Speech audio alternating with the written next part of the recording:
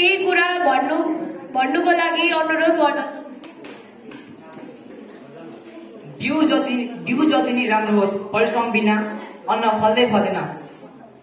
धन्यवाद कार्यक्रम सञ्चालकज्यू, यहाँ उपस्थित अध्यक्ष, उपाध्यक्ष, सम्मानीय अतिथिज्यू, हाम्रा भन्दा राम्रालाई छान्न बस्नुभएका निर्णायक मण्डलज्यू, विभिन्न विद्यालयबाट आउनुभएका आदरणीय गुरु शिक्षक, यो बाल सञ्जालका सम्पूर्ण सदस्यहरू र अरूभन्दा आफू चाहिँ कम भन्ने खालका मेरा प्रिय मित्रहरू, म आशा एकाडेमी सुनसरीको कक्षा 9 मा अध्ययनरत छात्र प्रथम लिम्बू आजको यस वडामा बाल सञ्जालले सञ्चालन गरेको बाल विवाहमा सहभागी हुन पाउँदा आफूलाई एकदमै भाग्यमानी ठान्दछु।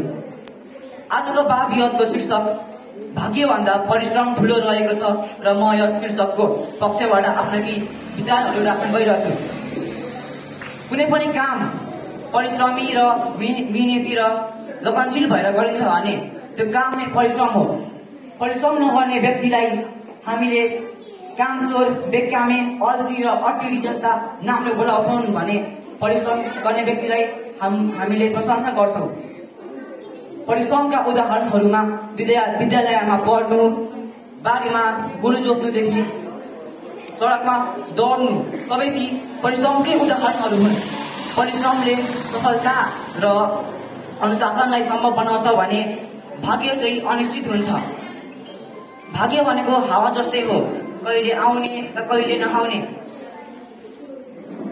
सिप कमाउन, क्षमता कमाउन र समाजमा एक असल व्यक्तिको छवि कमाउन भाग्य होइन, परिश्रम नै गर्न पर्छ।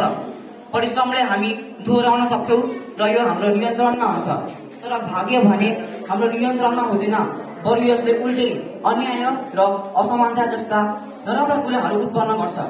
के तपाईहरूले अहिलेसम्म किसानलाई खेतबारीमा काम नगरिकन अन्नमा त छरी भाग्यको नाम जपेको देख्नु भएको छ?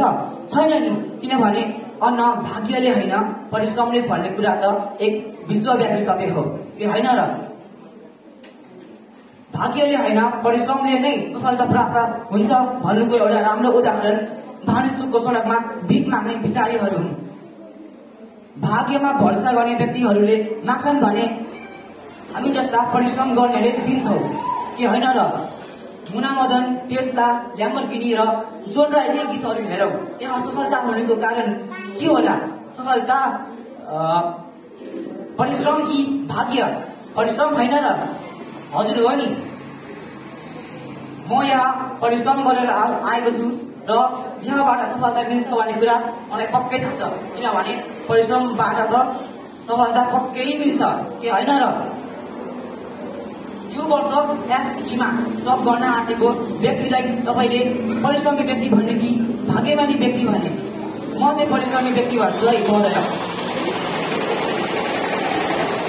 अहिले म यहाँ भाग्यले गर्दा आएको होला, तर यहाँ आएर म बोलिरहेको छु, यो सबै मैले परिश्रम गरेको हो। के तपाईँलाई लाग्दैन? यहाँ हामी परिश्रम नै आयो र सफलता हामीले मिल्छ। के तपाईँहरूको घरमा पनि बिजुलीको बल्ब छ होला? त्यो बनाउने मान्छेको नाम थोमस अल्भा एडिसन हुन्। उनले भाग्यमा भरोसा नगरिकन परिश्रम गरे। एक पटक होइन, 2 पटक होइन, 3 पटक होइन, हजारौं पटक प्रयास गरेर मात्र उनले त्यो बिजुलीको बल्ब बनाएका हुन्। म यस स्टेजबाट बिदा लिनुभन्दा अगाडि के भन्न चाहन्छु कि दियोको उज्यालो भाग्य होला, तर त्यो दियो बाल्न चाहिने माचिस चाहिँ परिश्रम हो। धन्यवाद।